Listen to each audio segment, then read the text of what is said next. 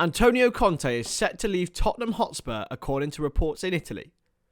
So after joining last season, guiding Spurs to fourth, and already looking to be out of the top four race this season, it looks like it could be over for the Italian, who was brought in to win trophies at the trophyless Spurs for the last 15 years. So where has it gone wrong? Where can they improve? And realistically, do Tottenham have any hope of keeping Antonio Conte after the end of the season? And do they want to? I'm Chris Stonage and welcome to the Stonage channel, but before that, let's have an intro.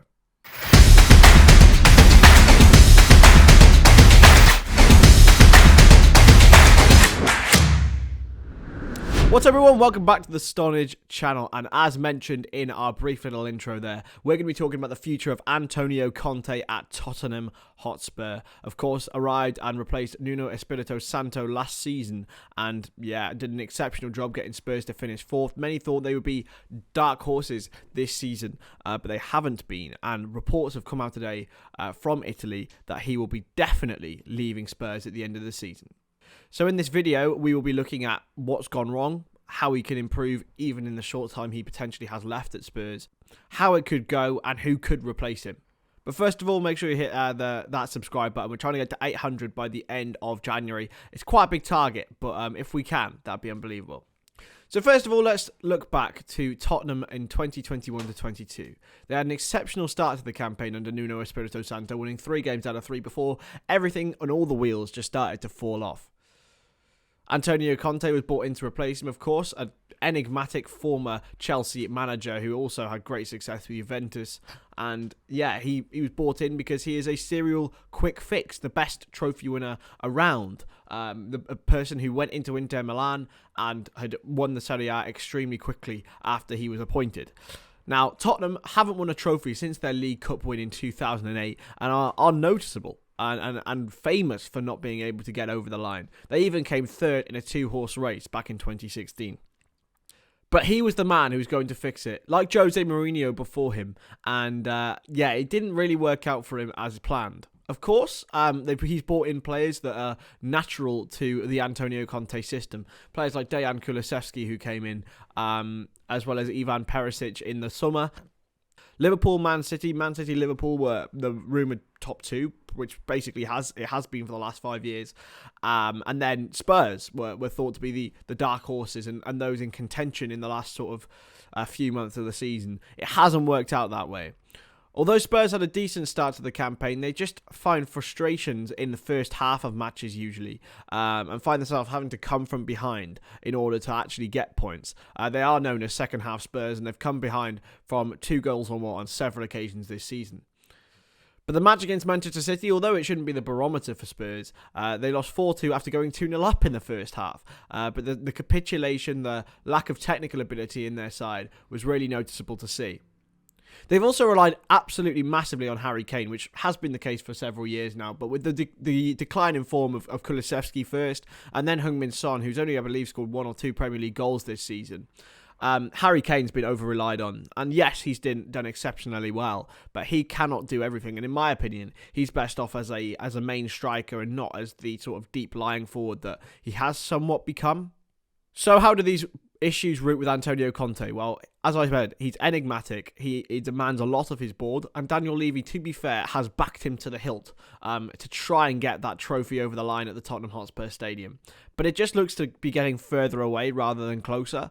They edged past a resolute Portsmouth side in the FA Cup, and that's probably their best opportunity of a trophy this season. If Conte can deliver that, I think potentially all the money they've spent, all the effort they've had into bringing Conte to the club and keeping him at the club will be worth it. But the fact is, Gianluca Di Marzio spoke on his La Regionale show in Italy yesterday and said that he is absolutely 100% confident that Antonio Conte will leave. So it will be viewed as one of these really frustrating managerial spells, and maybe the end of Antonio Conte at the top level. He did exceptionally well at Chelsea, amazingly at Inter Milan. Whether he will probably go back there, I don't know, after his relationship with the board collapsed, or whether he'll go to another club in Italy. I'm sure there'd be many clubs, maybe even Juventus, who are looking at getting a manager like Antonio Conte in. But the problem is, where do Spurs go from here? I think Conte will get another job, definitely. But where do Spurs go? Harry Kane, where does he go? I mean, he's only, I believe, a goal away now from being Tottenham's all-time record scorer. The only thing he's got left to do with them is win a trophy, and being honest, it looks less and less likely every year he stays. So does he go somewhere and try and solidify his legacy as one of the all-time greats of his generation, which, being honest, he can't do without a trophy? And if he goes, I think Tottenham will capitulate. There's no one who can replace Harry Kane on the market at the moment who will be remotely interested in playing for Tottenham. And that's no disrespect to Tottenham, because the calibre of Harry Kane as a forward is very, very difficult to find in the world. So how do they rebuild? Mauricio Pochettino might be available. Whether he can come in and be their salvation once more, I highly doubt. I think it would be a poisonous move to go back to the side where realistically he did leave in a bit of a sour note. And yes, he's did okay at PSG. Did fail to win the league in one season, but didn't win their Champions League, which they were trying to do. I think that what they'll have to do is look at a manager who is potentially up and coming, to give them a real opportunity to manage in front of a top crowd and fan base at Spurs, the beautiful arena, the beautiful training ground, and have some funds to spend, but someone who's has more ability to be pragmatic. Being honest, I think they'd have to look abroad for this. The top English coaches and young coaches, I don't think there's anyone who really stands out to me as someone who's a culpable candidate for Spurs, or whether they go down the former player route to try and sort of stabilise the fan base. I don't know. I really don't know. They attempted it with Ryan Mason in that cup final. It was an absolutely terrible mistake. So yeah, I do wonder what the future holds for Tottenham post Conte and post Kane. Because for me, if Conte goes, Kane goes. I think Conte was the only thing that kept Kane at Spurs. The opportunity to potentially win a trophy with his club that he's come through. I was going to say his boyhood club, but of course there's this picture. So yeah, I really struggle to think about a manager for Tottenham and where they can go after Antonio Conte. But then I suppose you look at Chelsea, and they really, since Antonio Conte, have failed to get rid of some players that even he bought in, or even his successor Maurizio Sarri bought in.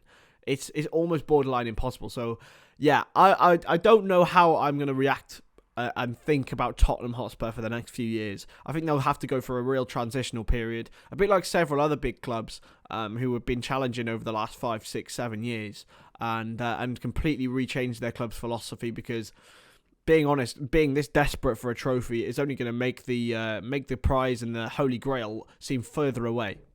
But anyway, that is my thoughts on Antonio Conte and what potentially could happen with Tottenham Hotspur. Please let me know what you think in the comments below, and subscribe to the channel. Try and get to 800, and any support will be greatly appreciated. I will catch you in the next video, and I'll see you later. Bye-bye.